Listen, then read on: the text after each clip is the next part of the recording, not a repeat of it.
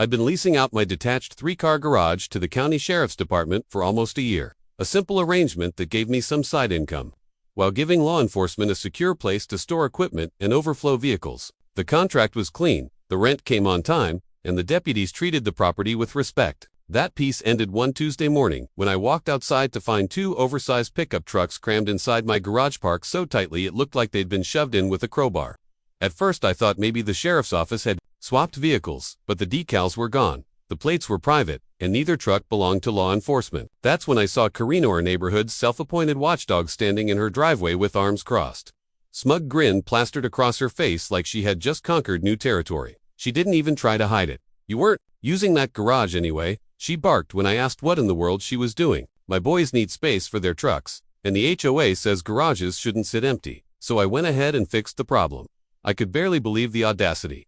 She hadn't asked. She hadn't called. She just jammed 2 massive trucks into a building that wasn't hers, then acted like she'd done me a favor. What Karen didn't know was that her little stunt had just crossed the county sheriff's department, not just me. My first instinct was to laugh, because the fallout she'd set herself up for was going to be brutal.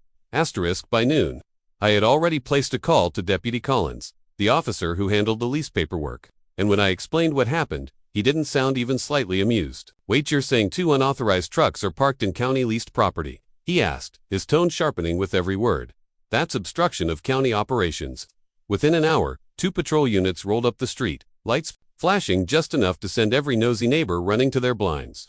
Karen strutted across her lawn like she'd won some battle, probably assuming she could sweet-talk her way through whatever was coming. But when the deputies walked into the garage, taking photos and jotting notes, her grin started to falter. One of them checked the plates and came back with a raised brow. Both trucks were registered to Karen's adult sons, guys in their late 20s with a reputation around town for blowing off parking fines and playing fast and loose with traffic laws. "Ma'am, did you authorize placing these vehicles on restricted property?"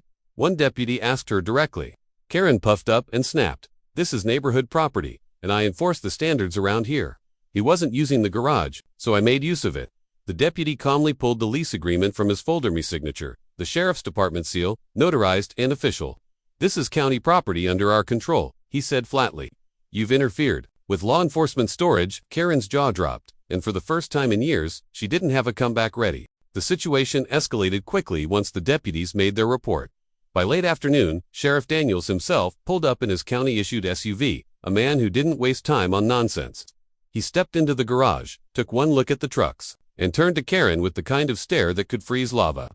"You've interfered with an active county lease," he said in that slow, deliberate way sheriffs use when they're both angry and calculating. Karen stammered something about community rights and neighborhood standards, but Daniels wasn't buying it. He ordered both trucks towed immediately, citing unauthorized use of restricted property. The tow rigs arrived with chains, clanking, backing right up her driveway while neighbors gathered in small groups, whispering like it was the 4th of July parade. Karen screamed that this was harassment, that she was the victim, that she'd sue me, the county, anyone with a pulse a bit. Every word just dug her hole deeper. Sheriff Daniels leaned against his SUV, arms crossed, letting her tantrum burn out before calmly adding, "Ma'am, interfering with county property can carry fines, and if your boys knew about this, they may face charges too."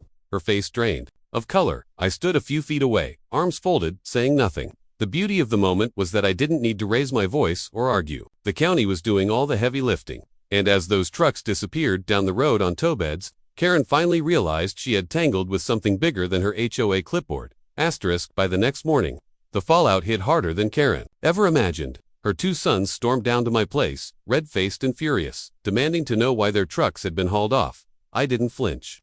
I simply handed them the sheriff's business card and told them to take it up with the county, since the garage wasn't mine the moment I signed that lease. They cursed, threatened, and tried puffing their chests like it would intimidate me. But before things could get ugly, Deputy Collins rolled into the driveway, perfect timing. He reminded them that unauthorized vehicles on restricted property could result in impound fees, fines, and even misdemeanor charges if they resisted retrieval. Karen came rushing out, waving her arms like a conductor of chaos, insisting her boys had every right to park wherever they pleased, because, in her mind, the community trumped legal contracts.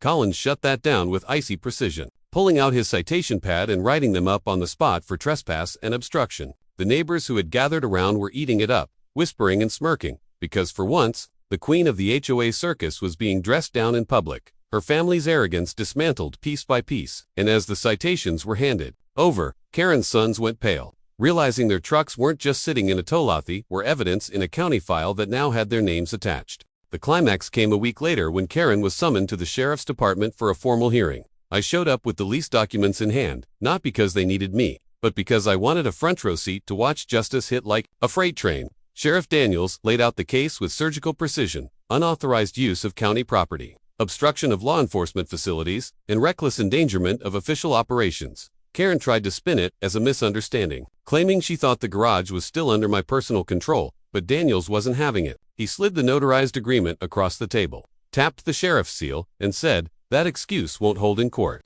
Her sons, sitting beside her, looked like they were about to sink through the floor, realizing the fines alone could drain their savings. The sheriff gave them a choice: pay the impound and trespass fees immediately, sign a formal agreement to cease all interference, and accept probationary monitoring or face criminal charges that would stain their records for years.